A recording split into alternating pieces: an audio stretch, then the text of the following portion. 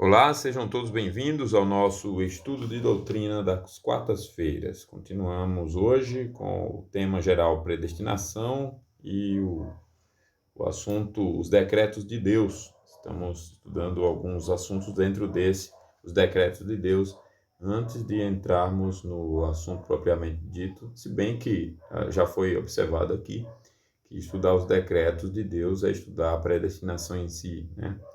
Mas vamos falar especificamente, é disso que nos referimos, vamos falar especificamente ainda da predestinação. Então, estamos estudando assuntos que nos preparam para uma melhor compreensão do tema predestinação. Os decretos de Deus. Deus decretou tudo o que acontece? Ele é tão soberano assim?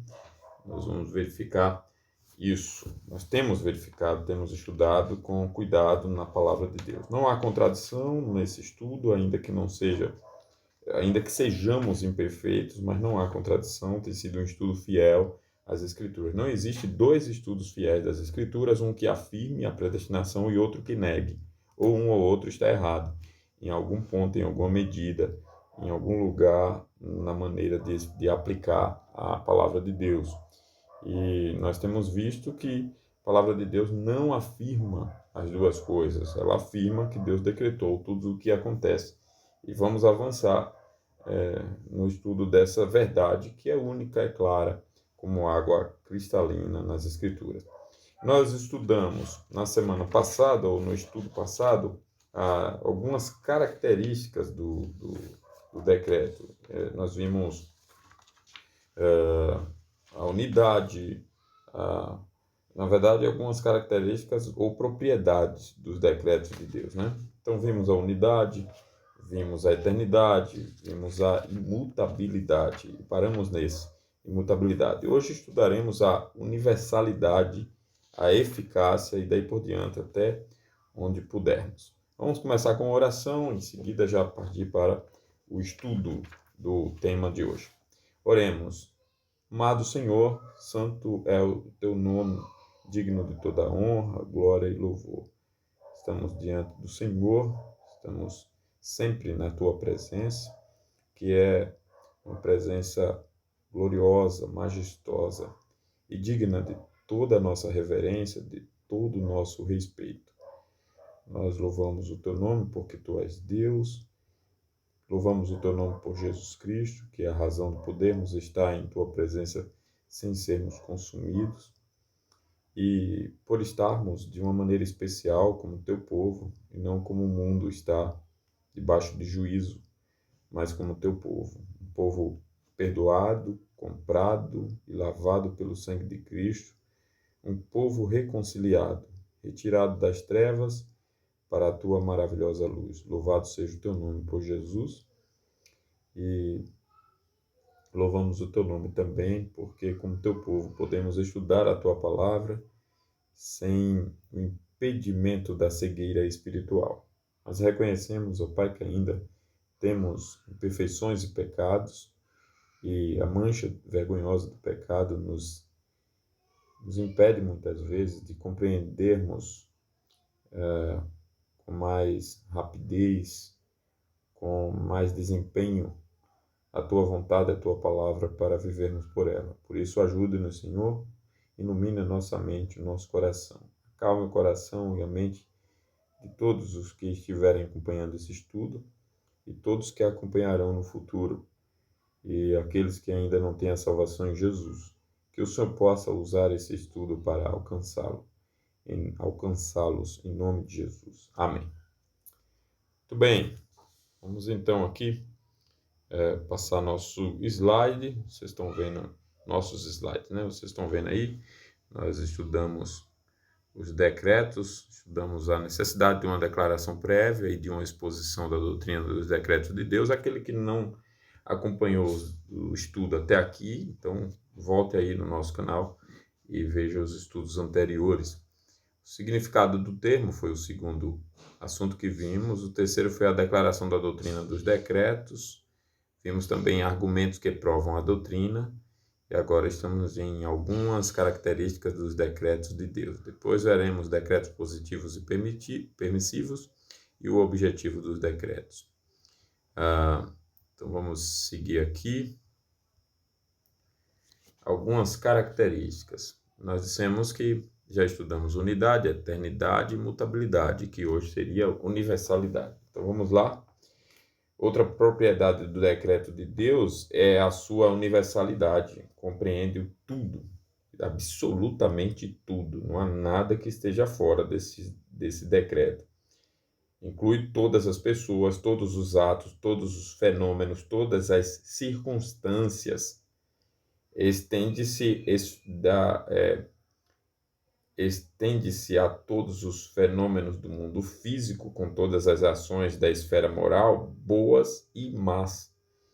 E como veremos daqui em diante, isso não quer dizer que Deus seja o autor do pecado ou que ele faça violência à livre agência das criaturas morais, etc. Não. Mas a Bíblia ensina que Deus inclui em seu decreto tanto as boas ações dos homens como as más.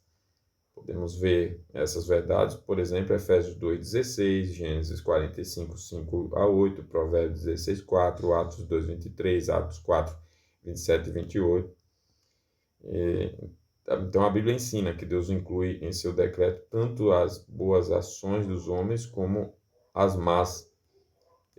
Que ele inclui também, a Bíblia diz, em seu plano, tanto os fins como os meios, tanto as causas como os seus efeitos.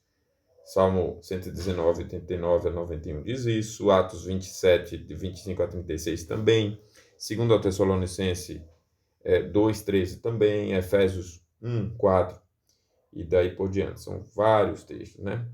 Deus decidiu quanto à duração de nossa vida, está lá em Jó 14, 5, Salmo 39, 4 e tantos outros textos, né?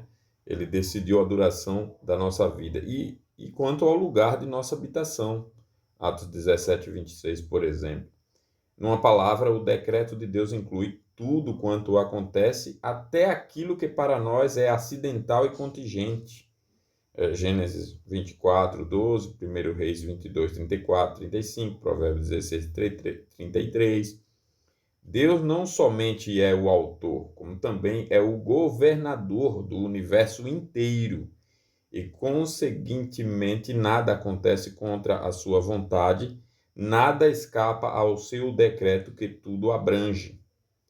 O mesmo propósito divino que determina qualquer evento, determina-o como efeito de suas causas, promovido por seus meios, dependente de suas condições e acompanhado, melhor dizendo, de seus resultados. As coisas não acontecem isoladas, nem foram predeterminadas para acontecer assim. Em outras palavras, o propósito de Deus abrange os meios, assim como o resultado ou consequência impendente. A ordem, as relações e subordinações de todos os eventos, não menos essenciais ao plano divino do que os próprios eventos. Com referência à salvação dos eleitos, o propósito de Deus não é somente que eles sejam salvos, mas que creiam, que se arrependam e perseverem na fé e na santidade para a salvação. E nós veremos justamente no assunto propriamente dito da predestinação, justamente isso, que não é só para a salvação, mas Deus compreende nos seus decretos que os salvos creiam. E quem é salvo? Quem crê. E quem é salvo? Quem se arrepende. Então o arrependimento está contemplado também ali. E quem é salvo? Quem persevera na fé. E quem é salvo? Quem persevera na santidade para a salvação. Então o salvo é esse. E tudo isso é contemplado no plano eterno de Deus, perfeito, que descansa o nosso coração. Porque Deus assim decidiu e por isso nós vemos uma mudança nas nossas vidas, né?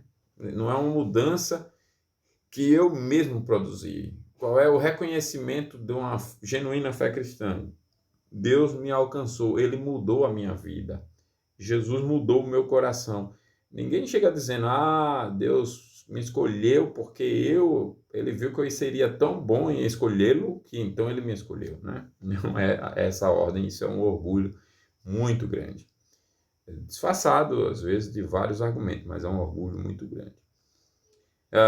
Então, essa foi a característica da universalidade. Nós temos a quinta característica, que é a eficácia. Outra característica ou propriedade do decreto de Deus, né? A Bíblia declara inequivocamente que nada e ninguém pode frustrar o propósito de Deus, e isto é admitido logicamente por todo ser pensante que crê na onipotência divina. Você pensa, você crê na onipotência divina, então você não vai afirmar outra coisa. Este é o desígnio que se formou concernente a toda a terra, diz o texto aqui em Isaías 14, olha.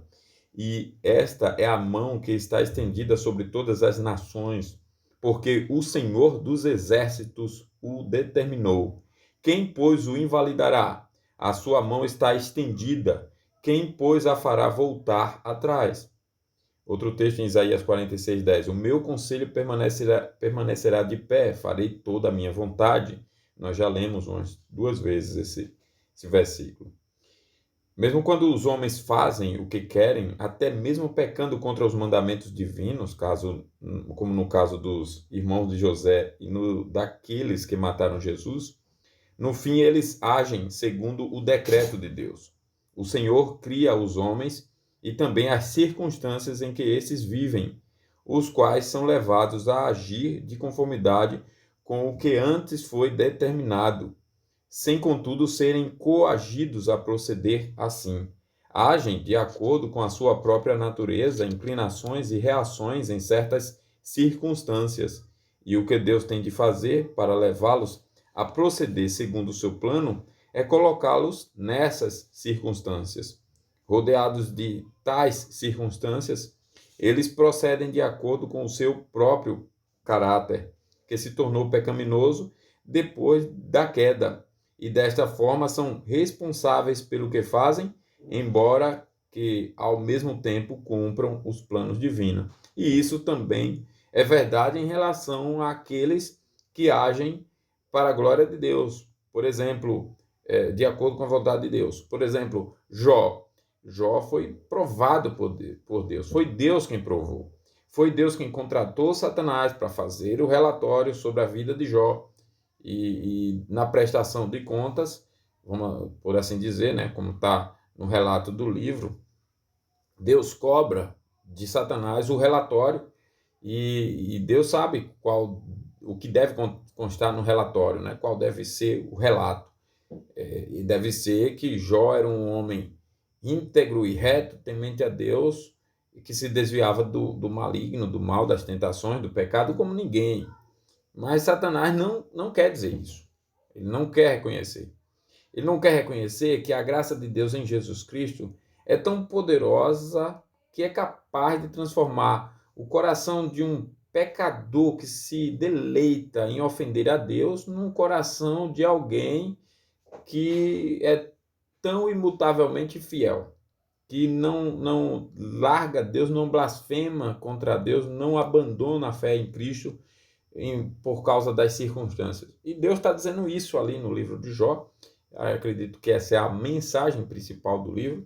Deus está dizendo justamente como a graça de Deus em Jesus, como a sua graça em Jesus Cristo, é tão poderosa ao ponto de transformar um coração pecaminoso num coração tão satisfeito em Deus, tão fiel, que não muda, mesmo nas mais terríveis circunstâncias.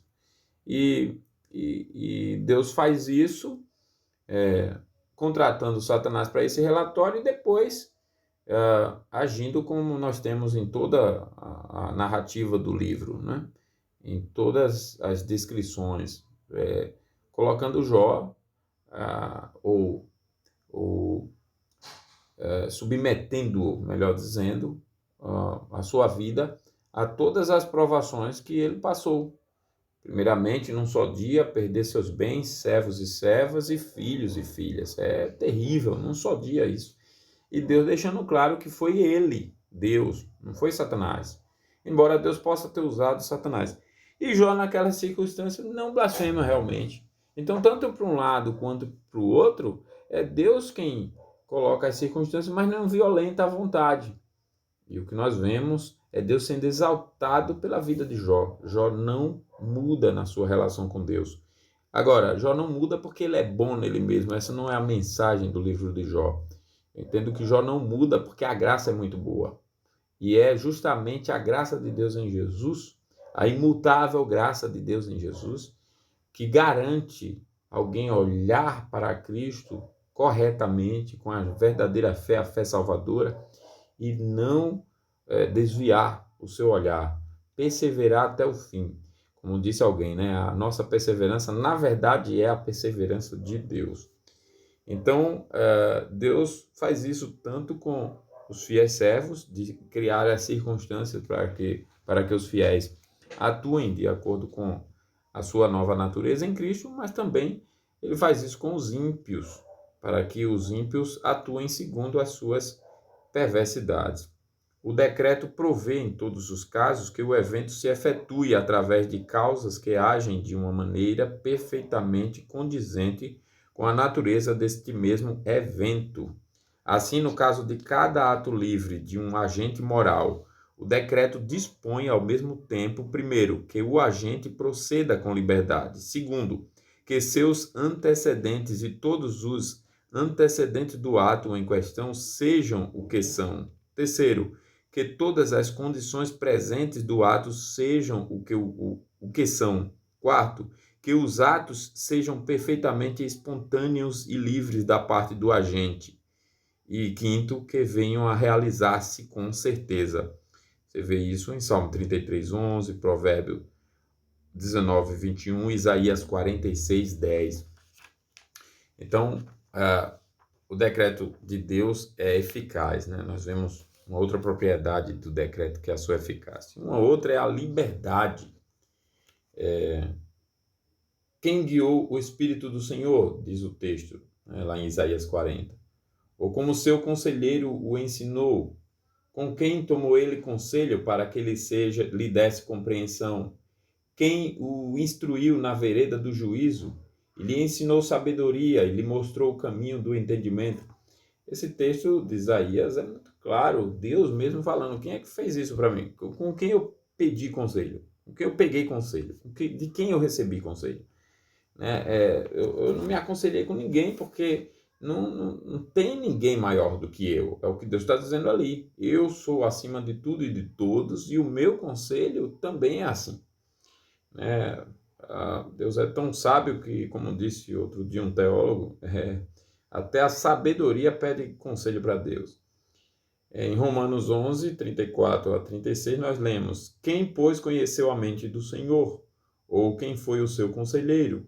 Ou quem primeiro lhe deu a ele para que ele venha a ser restituído? Porque dele, e por meio dele, para ele são todas as coisas. A ele, pois, a glória eternamente. Amém.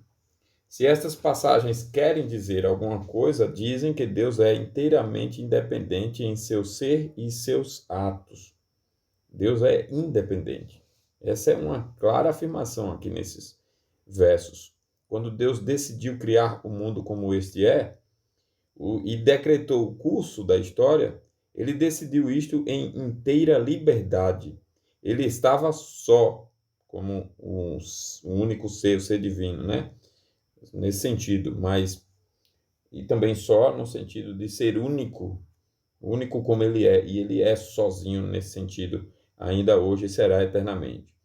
Agora, ele é em três pessoas, maravilhosamente, misteriosamente. Ele é um único ser, transcendente, perfeitíssimo, santíssimo, boníssimo, em três pessoas. E ele estava só. E não havia ninguém a quem consultasse. A existência das coisas e dos seres que vieram a existir dependeu em tudo de sua vontade e poder.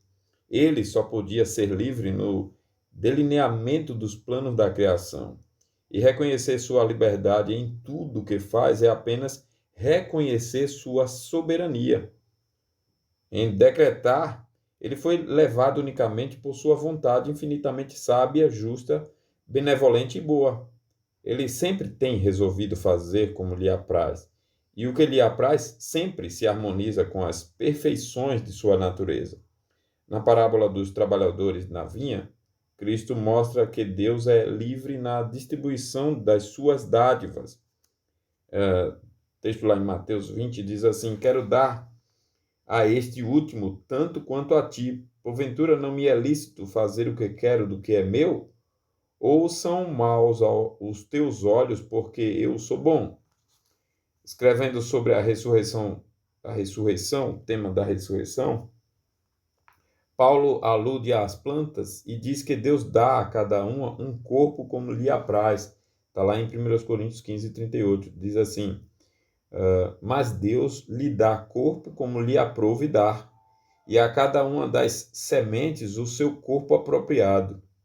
Se Deus é livre na distribuição das suas dádivas e até na disposição dos corpos das plantas, ele deve ter sido livre na concepção de seu decreto e deve ser livre na execução deste. Havendo ele só, quando fez seu decreto, suas determinações não receberam influência de nenhum outro ser. Além do que, pelo fato de precisar agir de conformidade com sua sabedoria e santidade, era livre para fazer ou não fazer. Dentro do âmbito de suas perfeições, ele podia fazer o que queria e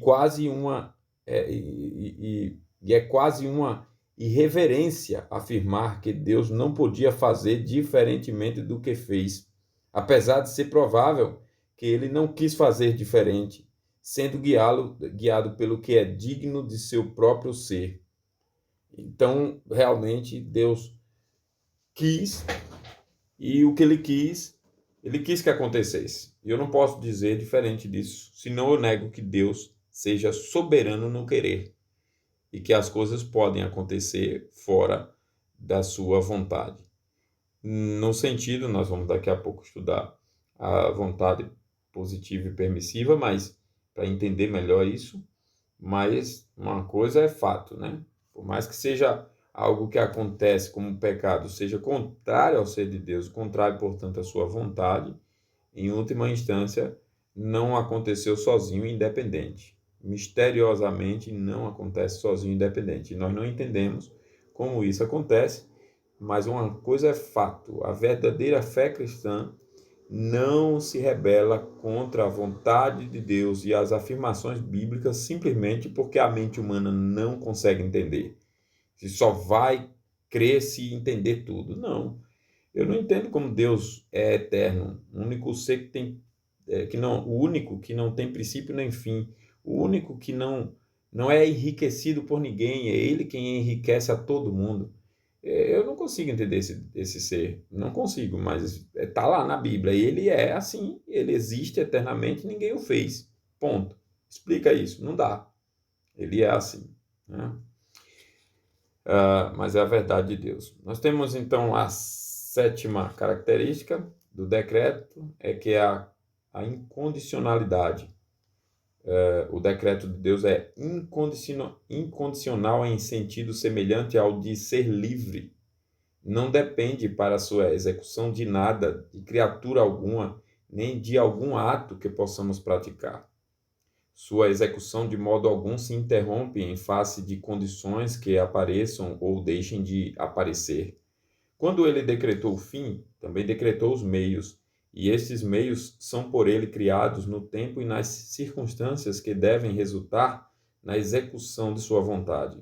Nós mesmos e os nossos atos somos realmente parte integrante de seu plano, de sorte que este não depende de nós. Mas poder-se-á perguntar se não é verdade que muitos eventos incluídos por Deus em seu decreto dependem de certas condições. E se assim é, esses eventos não são condicionais? Sim, os eventos dependem de suas condições, porém, nem Deus nem seu decreto dependem delas, porque Deus mesmo é o criador tanto das condições como dos eventos.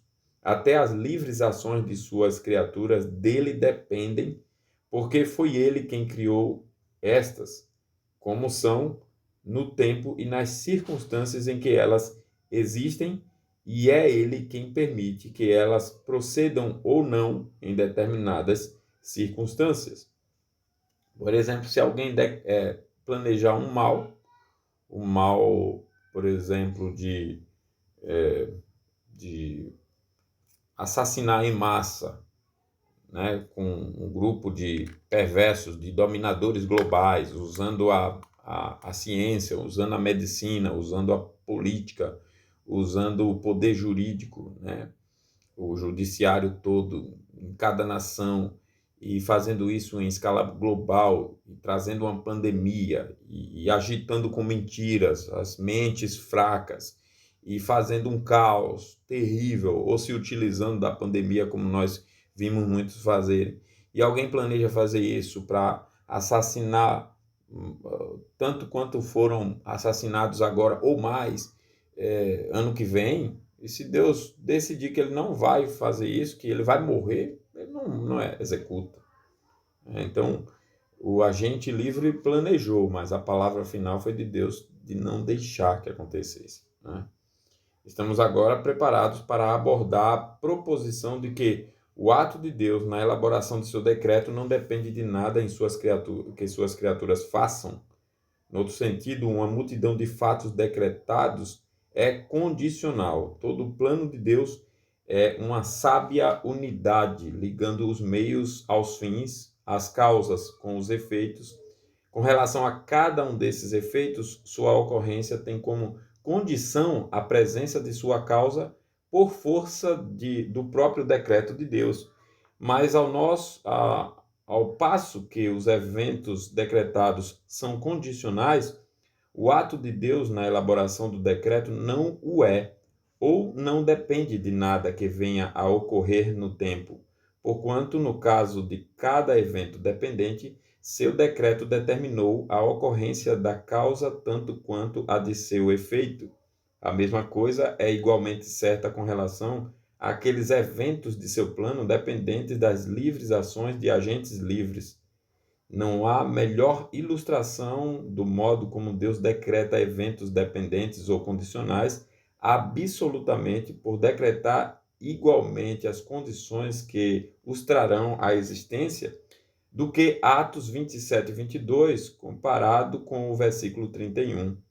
Os arminianos admitem que todos esses atos intermediários dos homens foram eternamente previstos por Deus e assim foram abrangidos em seu plano como condições, mas não foram preordenados. E replicamos dizendo: se foram previstos com certeza, sua ocorrência era certa. Se era certa, devia haver algo a determinar essa certeza.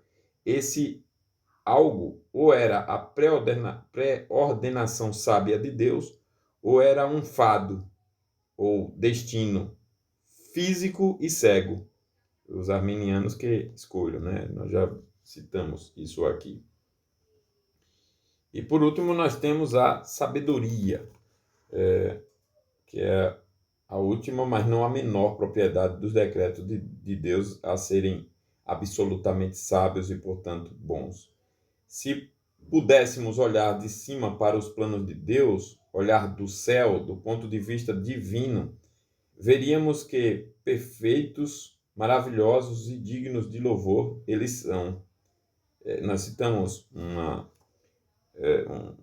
uma ilustração a esse respeito de uma garota, filha de um pastor, que fazia um bordado e tal, e na ocasião o pastor explicou a respeito, né, da visão que ela estava vendo do mundo, que ela não via de cima. Quem quiser entender melhor, vê o outro vídeo.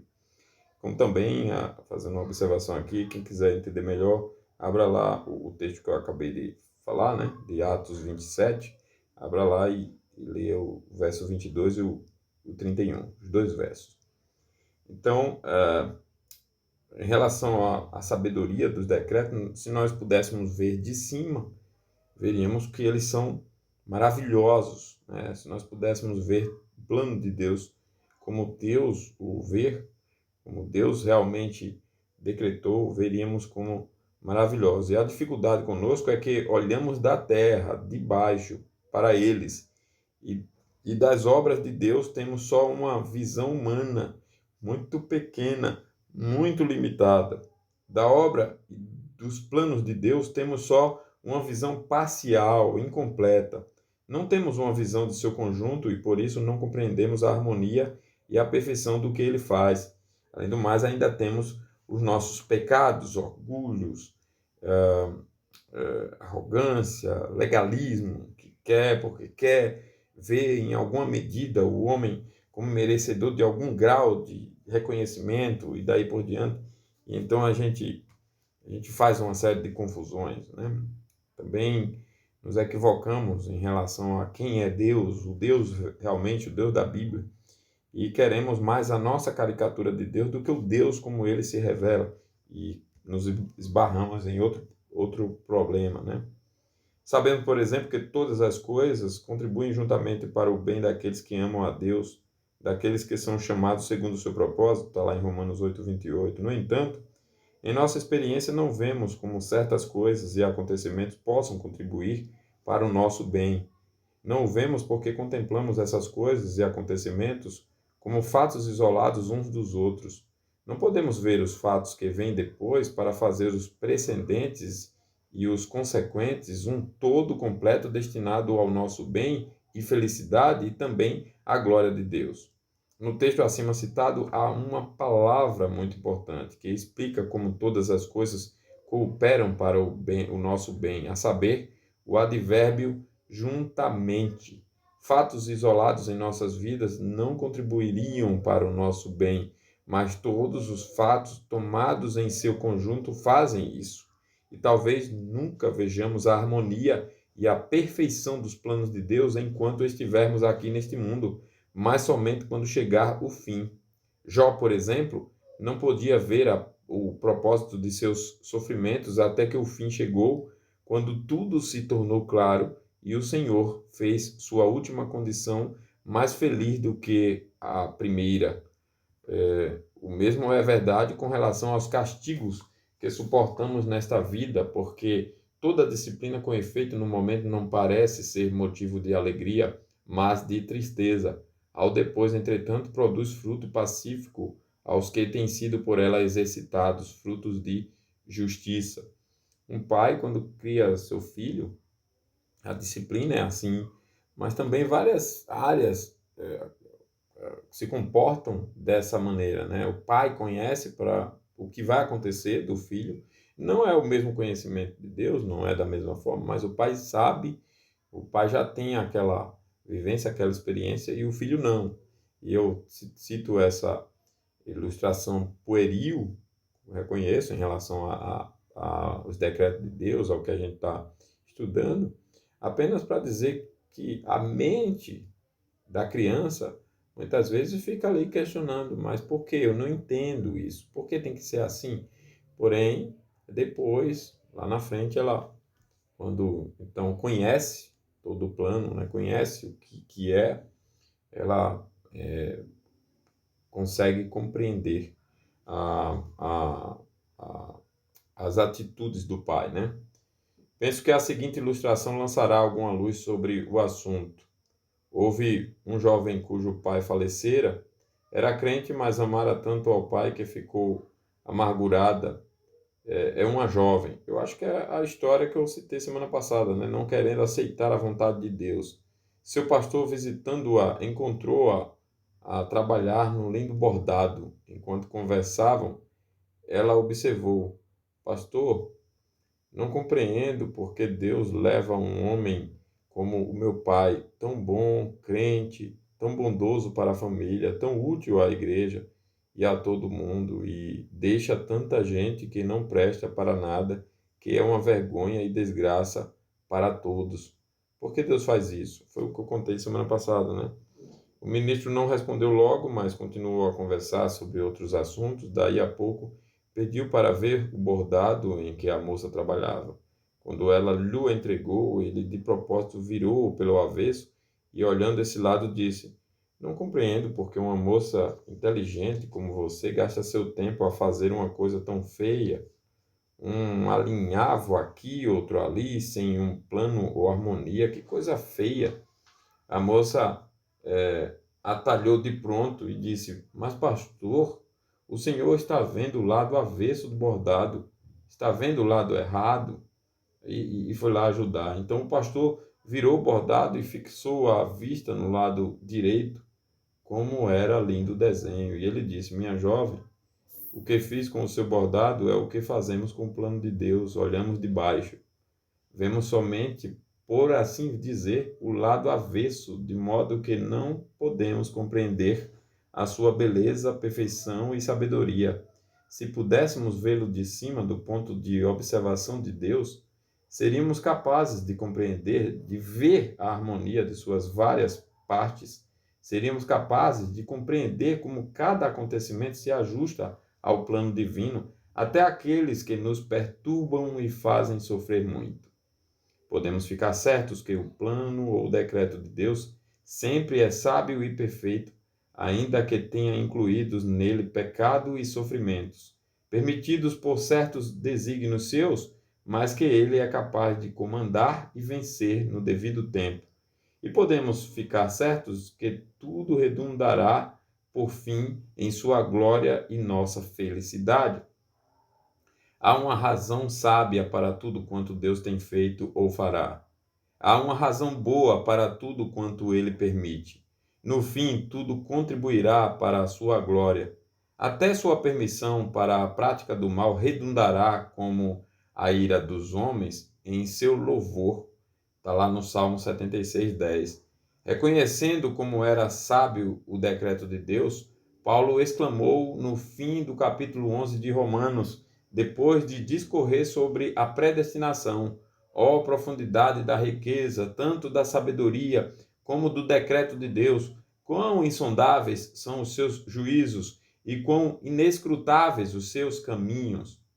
Embora haja no decreto muita coisa que ultrapassa a compreensão humana e é inexplicável à mente finita, nada ele contém que seja desarrazoado ou arbitrário. Deus formou o seu desígnio com penetração sábia e conhecimento. Esse foi, então, o nosso estudo de hoje. E o que nós temos como aplicação é justamente descansemos na imutabilidade dos decretos de Deus, descansando na imutabilidade de Deus, para nos estimularmos, por exemplo, a oração, a vida de oração. Você olha para os decretos e observa, como estamos percebendo, que da mesma maneira que Deus é imutável, seus decretos também são, seus planos são imutáveis.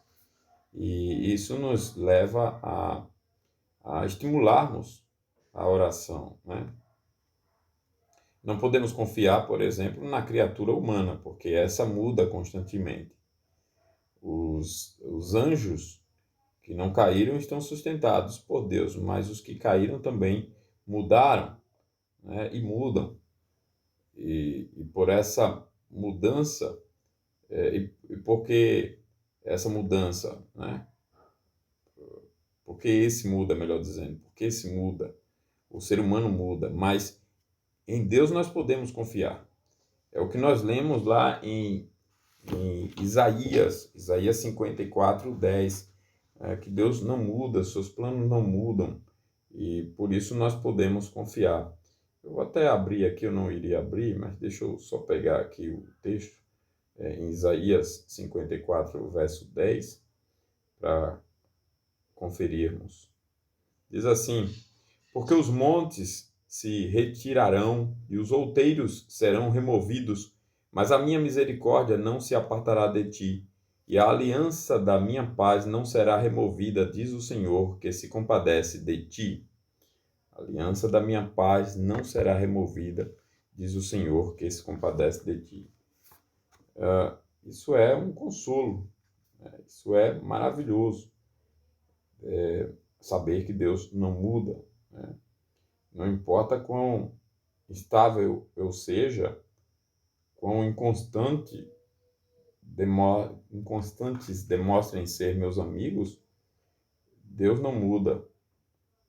Deus é sempre o mesmo, né? Não é um de manhã e outro à tarde. E se alguma coisa parece que está mudando em Deus, na verdade é a minha percepção disso, né? Deus é digno de ser louvado. Seu santo nome é digno de ser louvado, de ser adorado, porque ele é sempre o mesmo. Seu propósito ou seus propósitos são firmes, são fixos. Sua vontade é estável e sua palavra é segura. Ele é como uma rocha firme no oceano, que cerca a rocha e balança, e tenta balançar para lá e para cá. E desde que a terra existe, essa rocha enorme está firme, não muda. E Deus é assim, as circunstâncias não mudam o ser de Deus. Deus não é mais Deus hoje, nem menos Deus. Deus não mudou exatamente nada. Ele é sempre o mesmo. Como era antes da criação, assim é hoje. Ele permanece com o mesmo caráter, ele permanece com a, a mesma pureza moral interna, que é a sua majestade, que é a sua santidade. E por isso nós podemos confiar que ele cumprirá suas promessas. Ele disse lá em Gênesis, para Adão e Eva, que o descendente da mulher esmagaria a cabeça da serpente. 4.000 anos se passam e Jesus nasce em Belém da Judéia.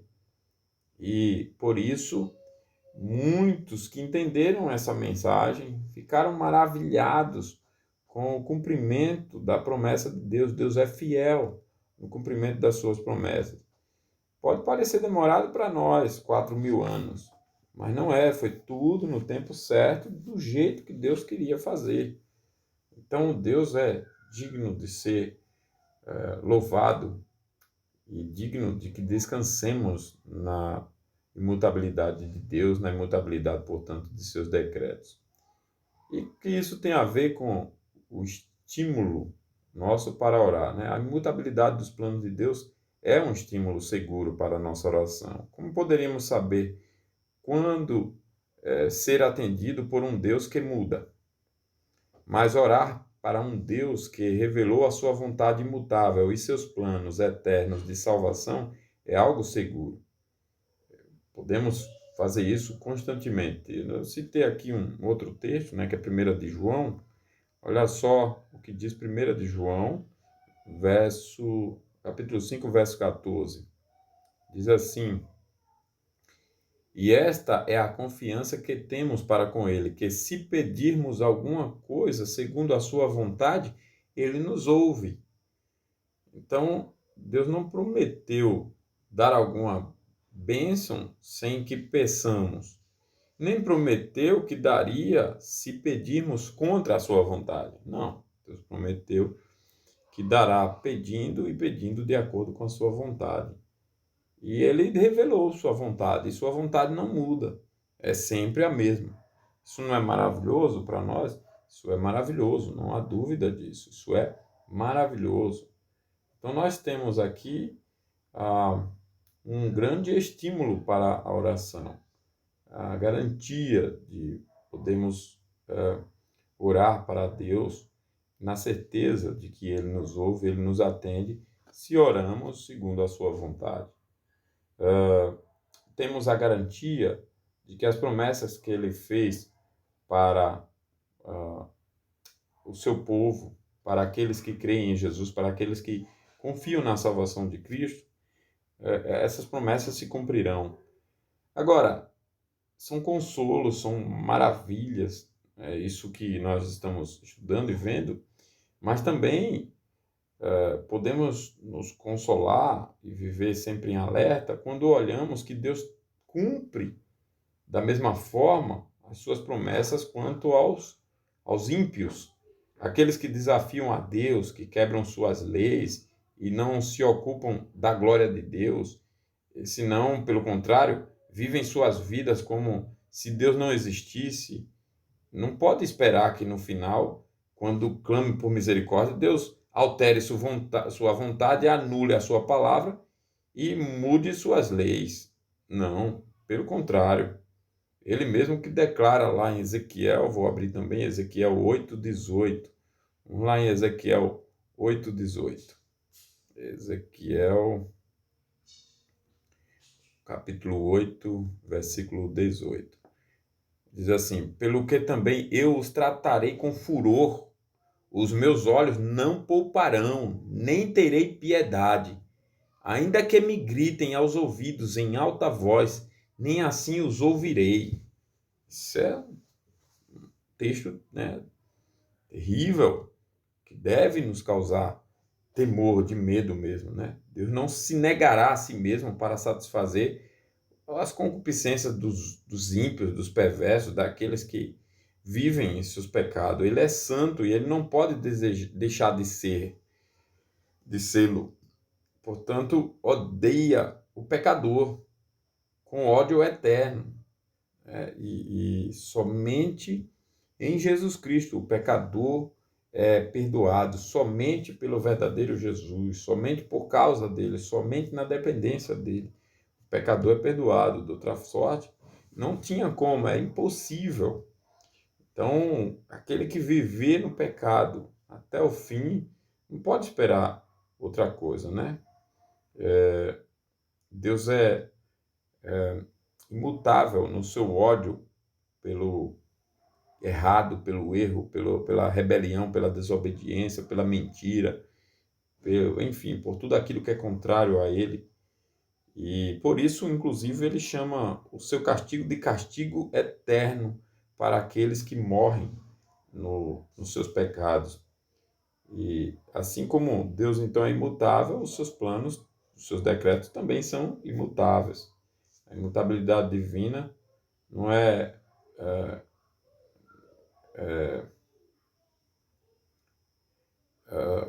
como uma nuvem que se interpôs entre os israelitas e os egípcios, tem um lado escuro e outro claro, assegura a execução de suas ameaças e o cumprimento de suas promessas. E assim nós podemos, então, nos relacionar com Deus, com esse Deus, né, tão perfeito, tão imutável, que cumpre as suas promessas com o seu povo e também as suas ameaças com aqueles que são seus inimigos. Nós podemos nos relacionar descansando na imutabilidade de Deus e nos estimulando em oração, uma vida de oração constante, porque o Deus que promete ouvir as nossas orações é também o Deus que manda orar. E ele diz que ele cumpre a sua palavra, as suas promessas. Então podemos orar e nos estimular a oração, porque Deus não muda os seus decretos, não muda a sua vontade. Que Deus assim, então, nos abençoe. Vamos orar ao Senhor, encerrando esse estudo de hoje. Amado Senhor, digno de toda honra, de toda glória, de todo louvor é o teu nome. Digno de toda honra, de todo louvor é a tua palavra, é o Senhor por tua palavra, por teus decretos, por nos ensinar o que aprendemos neste momento, que o teu decreto é imutável, que o teu decreto é sábio, que o teu decreto é perfeito e que por isso, ó Pai, nós podemos descansar. Não obstante, muitas vezes não conhecermos como o Senhor administra todas essas coisas, mas podemos descansar. Mesmo não entendendo como o Senhor conduz a história, conduz as circunstâncias, cria as situações para que os seres, os agentes livres, atuem de acordo com as suas vontades, com as suas naturezas e sem que o Senhor violente as suas vontades.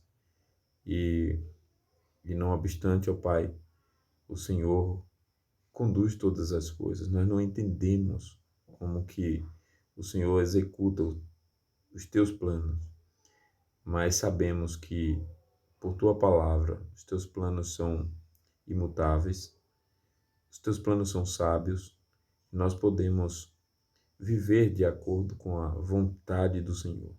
O Senhor revelou a tua vontade. Nós sabemos como o Senhor cuida das nossas vidas e que o Senhor cuida com zelo, com amor, que o teu povo não é tratado com ira, que o teu povo é tratado com graça e misericórdia, de maneira que todas as coisas cooperam para o bem daqueles que amam a Cristo, daqueles que são chamados segundo o seu propósito.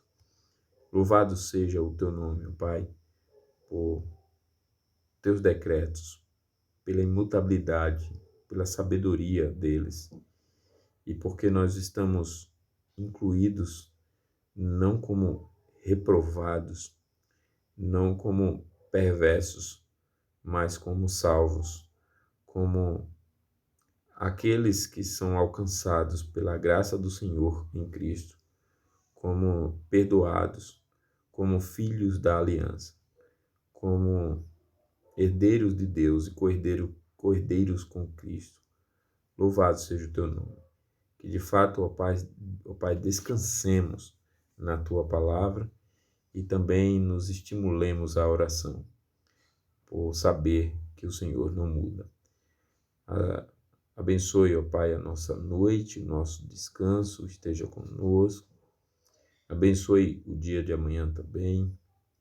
Abençoe da vida daqueles que estão acompanhando esse estudo e que não têm ainda a Cristo, que o Senhor possa salvá-los, possa dar a eles a bênção da fé salvadora, do arrependimento para a vida, da reconciliação com o Senhor, da paz que o mundo não pode dar, que o mundo não oferece, da paz que só Cristo pode dar, a paz eterna, a verdadeira paz.